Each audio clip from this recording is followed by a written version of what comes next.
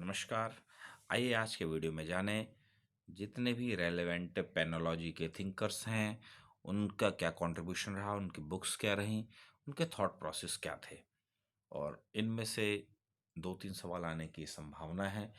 Actually जितने भी thinkers हैं, जितने भी उनकी इंफॉर्मेशन है, कंट्रीब्यूशन है, उनकी थ्योरीज है या बुक्स है, उनमें से कम 4 से 5 सवाल आने की उम्मीद रहती है। तो आइए एक एक करके देखें। हो सकता है इन्हीं में से हों आपके दो तीन सवाल। आइए एक एक करके जाने। सिसेरो बेक्केरिया 1738 से लेकर 1794 तक रहे। इनकी बुक का नाम था ऑन क्राइम एंड पनिशमेंट। तो इनकी बुक्स में ऐसा क्या इम्पोर्टेंस रहा? इम्पोर्टेंस ये रहा, इन्होंने बताया कि जो भी सजाएं मिलती हैं वो प्रोपोर्शनेट मिले।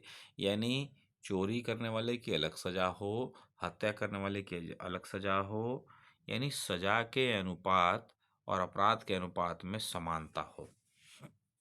इनको father of classical school of criminology, यानी याद रखें क्लासिकल स्कूल ऑफ, ठीक है। तो ये ध्यान रखें, अगर आपसे पूछा जाता है कि classical school of criminology who is the Cesare Beccaria, उनकी बुक का नाम ऑन क्राइम्स एंड पनिशमेंट। आइए देखें अगला, जर्मी बेंथम 1748 से 1832। मुझे उम्मीद है जर्मी बेंथम के आने की और इमाइल दुर्खिम के आने की संभावना ज़्यादा है एग्जाम में। तो खैर, लेकिन हमें तो सारा ही देखना है। तो जर्मी बेंथम का टाइम जो है 1748 से लेकर 1832 तक। उन्होंने principle of morals and legislation start किया। उन्होंने बताया, उन्होंने अपनी बुक में बताया कि यूटिलिटेरियन अप्रोच क्या है। यूटिलिटेरियन यानी सबका अप्रोच हो, सब जाने की क्या चीज़ है। सजा अगर जो दे रहे हैं तो समाज का क्या लाभ है और उस अपराधी का क्या लाभ है, उसकी फैमिली को क्या मिलेगा। तो ये सब अप्रोचेस जो हैं वो जर्मी बेंथम ने शुरू की। जर्मी बेंथम एक एक ऐसे ऐसे थिंकर माने जाते हैं जो समाज के साथ जुड़े रहना चाहते हैं, समाज की भलाई के साथ जुड़े रहना चाहते हैं। और उन्होंने आइडिया ऑफ पेनोपेशन पेनो पेनोपेशन प्रिजन की बात करी है। तो इस चीज़ को देखें, मेनली पूछा जाएगा जर्मी बेंथम का आइडिया क्या है। यूटिलिटेरियन अप्रोच है, नहीं सबका भला हो। उनकी बुक है the principle of moral legislation. बाकी इसमें और अधिक नहीं पूछा जाएगा, कंट्रीब्यूशन नहीं इनका जाना जाता। चलिए, माइकल फोकल्ट। माइकल फोकल्ट कहते हैं historical analysis of punishment system, concept of carceral society. Michel Foucault कहते हैं कि जब तक सजा नहीं मिलेगी तब तक अपराधी का न तो उद्धार होगा न समाज का भला होगा। ये कहते हैं लेकिन सजा सिर्फ मारपीट वाली सजा ना हो, सजा ऐसी हो जो उसे अनुशासन में रखे, सर्विलेंस रखे, उस पर चेक करे। जैसे कि अगर जो उसे समाज में भी बाहर छोड़ दिया जाए तो भी समाज को हानि ना हो। जैसे उसे अगर जो किसी वर्क में लगा दिया जाए, उसको इतना बिजी कर दिया जाए कि वो समाज के लिए हानि ना बन सके। तो कहते हैं फिजिकल पनिशमेंट से हट जाओ और अपना उसके ऊपर सिर्फ इतना हो कि उसके ऊपर प्रॉपर वॉच हो, बस। ये कहते हैं माइकल फोकल्ट। इमाइल दुर्खिम जी क्या कहते हैं, देखते हैं। इमाइल दुर्खिम जी कहते हैं अपनी बुक में division of labour in society में, कहते हैं रिप्रेसिव और रेस्टिट्यूटिव लॉ में अंतर होना चाहिए। रिप्रेसिव लॉ क्या है? यदि कोई ज़्यादा ही ऑफेंडर ज़्यादा ही डेंजरस साबित हो रहा है, उसकी सज़ा रिप्रेसिव होनी चाहिए, अलग तरीके से होनी चाहिए, बहुत ही ज़्यादा इतनी ऐसी कठोर होनी चाहिए कि वो आगे ना कर सके। लेकिन अगर जो इस प्रकार से ऑफेंडर नहीं है तो उसको रेस्टिट्यूटिव होना चाहिए, उसको समाज में लाने के प्रयास होने चाहिए और उसको सज़ा सुधारात्मक हो, उसकी सज़ा उसके लिए हानि ना पहुँचे। अगले थिंकर हैं कार्ल मार्क्स। कार्ल मार्क्स का आपको पता है, कैपिटल, द कम्युनिस्ट मैनिफेस्टो, बहुत सारी हैं बुक्स। लेकिन ये कहते हैं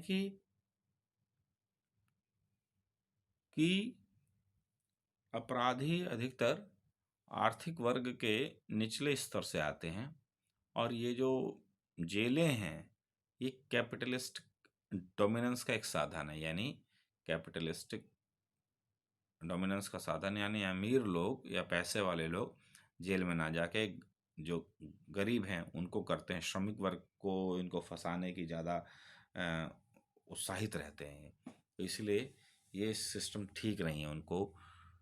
इसलिए सजा यदि कोई श्रमिक कर रहा है, कम लिखा पढ़ा कर रहा है, आर्थिक साधनों से हटा हुआ व्यक्ति कर रहा है, तो उसको सजा उतनी नहीं मिलनी चाहिए। लेकिन यदि यही कार्य, यही अपराध कोई लिखा पढ़ा व्यक्ति और साधन संपन्न व्यक्ति कर रहा है, यानी अमीर व्यक्ति कर रहा है, तो उसको सजा मिलनी चाहिए और ज़्यादा मिलनी चाहिए। नोवल मॉरिस कहता है रिफॉर्म होने चाहिए। कहता है कि सबको सजा ना मिले, सिर्फ जो सीरियस ऑफेंडर्स हैं, जो गंभीर अपराधी हैं, सिर्फ उनको मिले सजा। क्योंकि उसका कहना है कि यदि सबको सजा मिलने लगी तो हर व्यक्ति कुछ ना कुछ अपराध में लिप्त हो जाता है एक ऐसे समय के अनुसार या ऐसी स्थितियों के अनुसार। तो सिर्फ उसको सिर्फ सुधारने के लिए मिलने,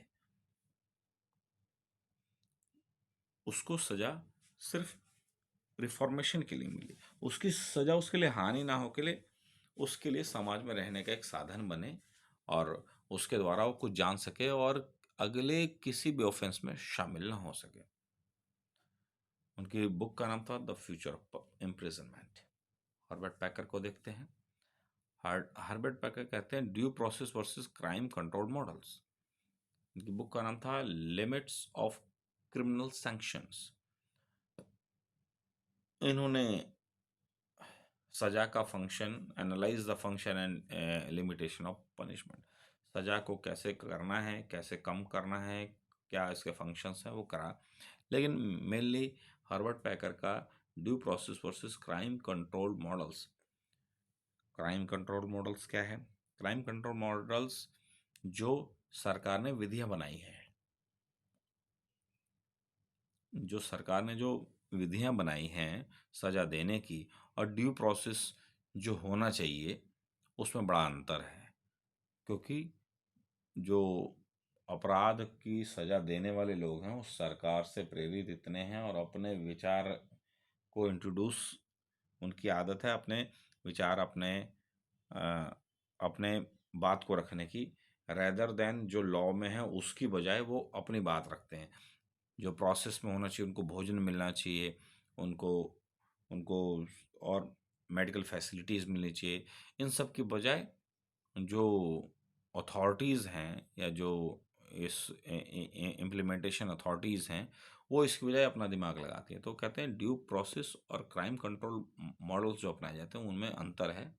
तो हार्वर्ड पैकर्स का कंट्रीब्यूशन पूछ सकता है। John Howard advocated for sanitary human prison condition. John Howard हैं ये, एक तरीके से जॉन हावर्ड हमारे भारत की पहली महिला आईपीएस श्रीमती किरण बेदी हैं, वो इन्हीं से इंस्पायर्ड हैं, जॉन हावर्ड से। वो कहती हैं जेलों में सफाई होनी चाहिए, जेलों में ऐसी स्थितियां होनी चाहिए कि आदमी रह सके। क्योंकि जेल वाले लोगों को दो सजा कैसे दे सकते हैं? क्योंकि एक तो व्यक्ति जेल में गया, समाज से वैसे ही दूर हो गया, अपनी फैमिली से वैसे ही दूर हो गया, उसके साधन वैसे ही एंड हो गए। तो ऐसे व्यक्ति को और सज़ा नहीं दी जानी चाहिए। और सज़ा इन द सेंस, वहाँ रह के यदि उसे भोजन की, मेडिकल की, सफाई की ये सुविधाएं ना मिले तो उसके लिए जीवन बहुत ही बेकार हो जाएगा, और हो सकता है उसमें कभी कोई सुधार ना आए, वो बाद में जेल से निकल कर समाज से बदला लेने की कोशिश करे। तो ये भी इम्पोर्टेंट है हिस्सा। अलेक्जेंडर मैकोनिक जी, अलेक्जेंडर बोलते हैं कि सेम है, जॉन हावर्ड के ही सक्सेसर माने आप। ये कहते हैं रिहैबिलिटेट किया जाए, रिवॉर्ड किया जाए।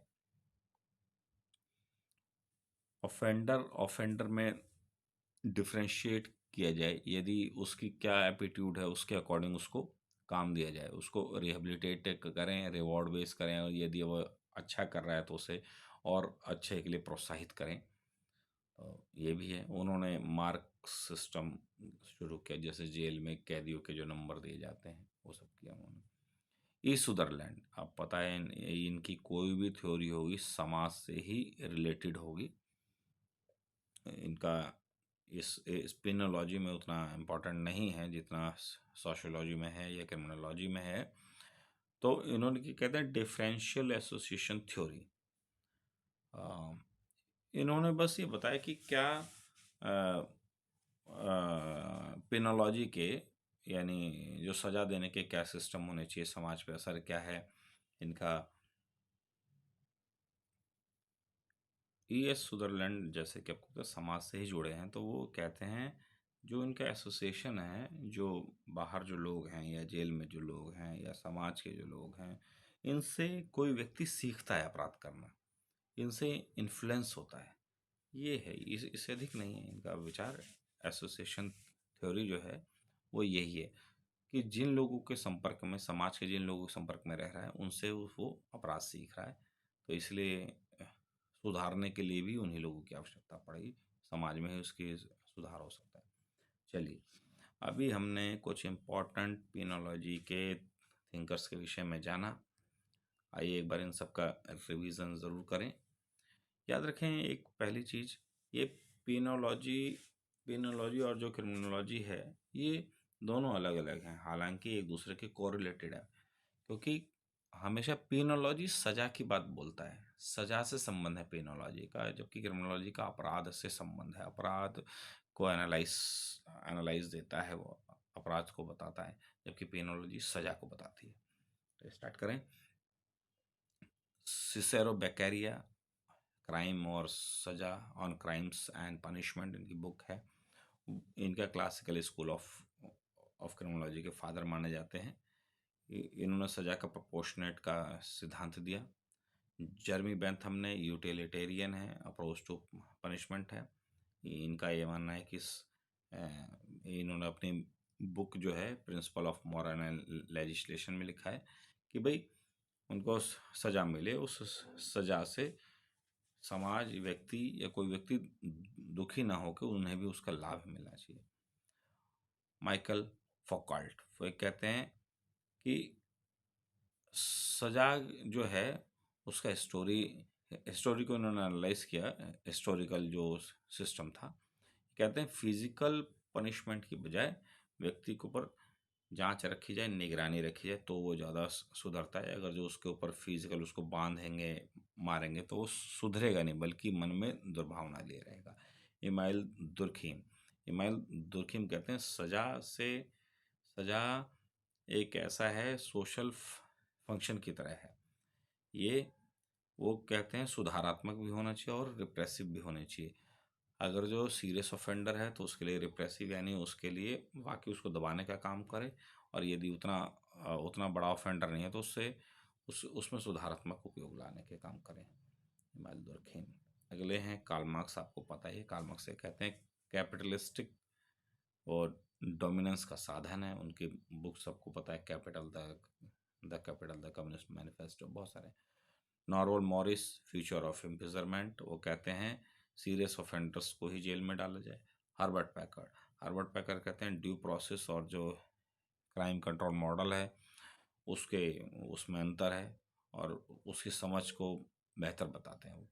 वो ये कहते हैं समाज जो फंक्शन है, जो सज़ा की लिमिटेशन है, फंक्शन, उसको उन्होंने एनालाइज किया। जॉन हावर्ड कहते हैं कि जेलों में साफ सफाई, जेलों में मानवीय स्थितियों की रहने वाली सुविधाएं हों। उनकी बुक है the state of the prisons in England and Wales. यहीं से हमारे यहाँ भी, हमारे देश में ही जॉन हावर्ड का बड़ा योगदान रहा है। अलेक्जेंडर मैकनिक जी, ये कहते हैं रिवॉर्ड बेस हो, यानी अच्छा कर रहा है तो थोड़ा सा उसको अच्छा किया जाए, उसके लिए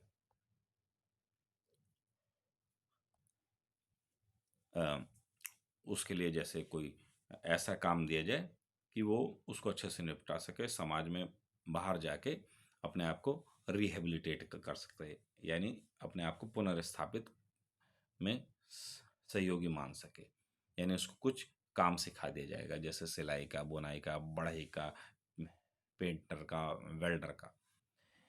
अगले हैं E.S. सुदरलैंड। ये आज सबको पता है, इनका कोई भी थ्योरी समाज से होगी, तो इसलिए उनकी जो थ्योरी थी एसोसिएशन थ्योरी, उनका ये कहना है समाज में रहकर समाज के एसोसिएशन के साथ रह के व्यक्ति ने अपराध सीखा।